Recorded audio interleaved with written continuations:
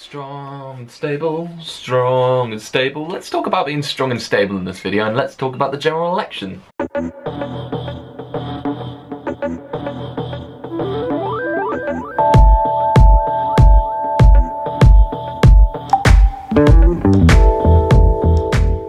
What is going on, everyone? How are you doing? Hope you're doing good, because it is good to feel good. And yeah, I'm here today to talk about general election, what it's like to be strong and stable. That should just simply be the title of this video, and just in a clickbait attempt, strong and stable. It might be the title, it might not be.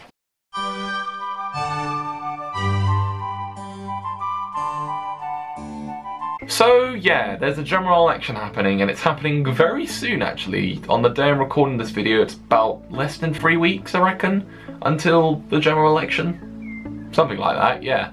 But yeah, so we're having the general election. It's actually happening quite early, and I'll just explain in a second why. So traditionally in this country, we have a general election that happens every 5 years. So the last one happened in 2015, the one that happened before that was in 2010, and then probably the next one would have been in 2020. However, because of the Fixed Terms Parliament Act of 2011, it meant that even though a general election must happen every 5 years starting from 2015, a vote of no confidence or a 2/3 majority vote in the House of Commons could still trigger a general election at any time. And previously, Theresa May, our good old Prime Minister, Miss Strong and Stable, as I like to call her now, she initially didn't want to call for a general election during the course of Brexit, and then in a big twist of irony, she's gone ahead and said, yeah, let's go and do that. And because of a 2/3 majority vote that happened in the House of Commons, it's meant that it's happening. And it's happening now, which is very mad. And honestly, I'm gonna say this right now, the right to vote is such a strong privilege, and I would never want that to go to waste. So, you know, I remember a couple of years ago when a couple of my friends said, even though they were of age and, you know, they were eligible to vote,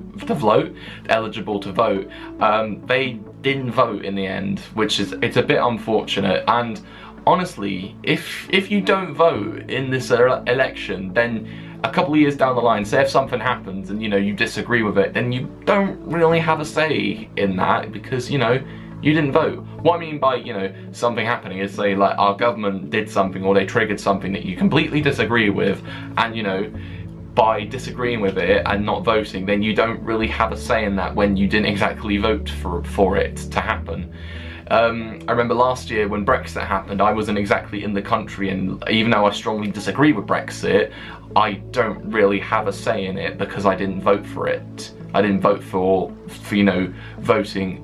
I mean, I didn't vote for leaving or staying in the EU, so yeah, I don't really have a say in that. It's happening, but, you know, I don't have a say in, you know, how I think it should have gone down when I didn't vote. So going on about the election itself, it's happening on June the 8th, 2017, which will be a Thursday. It's always traditionally done on a Thursday, and the polling stations will be open from 7 AM till 10 PM. I think I'm right about that.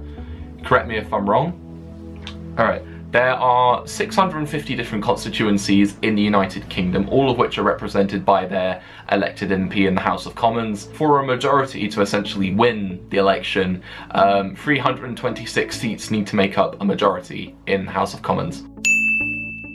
And now going on about voting eligibility. I honestly thought I was going to struggle saying that word, but I got it all out in one shot. Eligibility, eligibility, eligibility, eligibility. I'm nailing this. So you need to be 18 or over on the day of polling. You need to be a British, Irish or Commonwealth citizen. So for example, with a Commonwealth, it could be someone's from, say, Australia or Canada or India or New Zealand or South Africa. There's a lot of nations that make up the Commonwealth, and as a result you will be eligible to vote if you are a citizen of one of those Commonwealth nations. So you need to be a resident at an address in the UK, or a British citizen living abroad who in the past 15 years has been registered to vote. You need to be not legally excluded from voting, and you need to be registered to vote by midnight on the 22nd of May. And yeah, those are the eligibility rules. And now on who to vote for. So what I don't want to do with this video is, you know, push it down your throats. I don't want this to be like a propaganda video on who you should vote for. You know, you should vote for this party or you should vote for that party. There's none of that.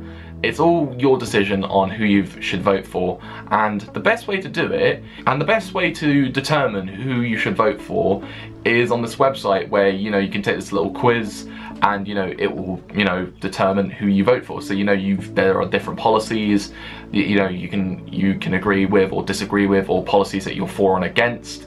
And after, you know, you've answered all these questions, you'll then be like given who you're most likely to vote for. So, you know, each percentage of, you know, 5 different parties and who you'll be most likely to vote. So when I did this quiz, I got 80% most likely to vote for Labour, 78% most likely to vote for Lib Dems or the Green Party, 52% most likely to vote for UKIP, which is a bit concerning, and then 43% most likely to vote for strong and stable Conservatives.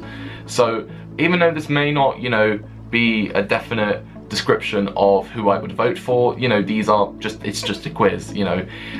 So with this quiz, the quiz is on a website called uk.isidewith.com. A link for that will be in the description, and, you know, take that quiz and then it will definitely determine, you know, who you would vote for.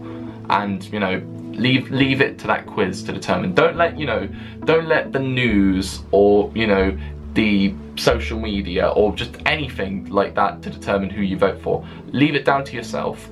You know, if, as I say, if there's policies that you're for or against, or, you know, something you disagree with or agree with, then take this quiz and it will determine, you know, who you're most likely to vote for. And that's as much as I'm going to cover regarding the general election in this video. I hope this video has helped, you know, give you a more broad understanding about, you know, how the election happens and, you know, who to vote for and stuff. So yeah, so remember to be registered to vote by the 22nd of May, and best of luck voting on the 8th of June. So, you know, you can be a happy person going down to your polling station, and, you know, you can just basically cast your vote and that'll be it. And then you can say, I voted, which is, it's cool. So I remember when I first voted in a general election 2 years ago, I felt very happy that, you know, I voted for someone, you know, and yeah, that's where we're gonna leave the video. Best of luck voting, and have a happy election.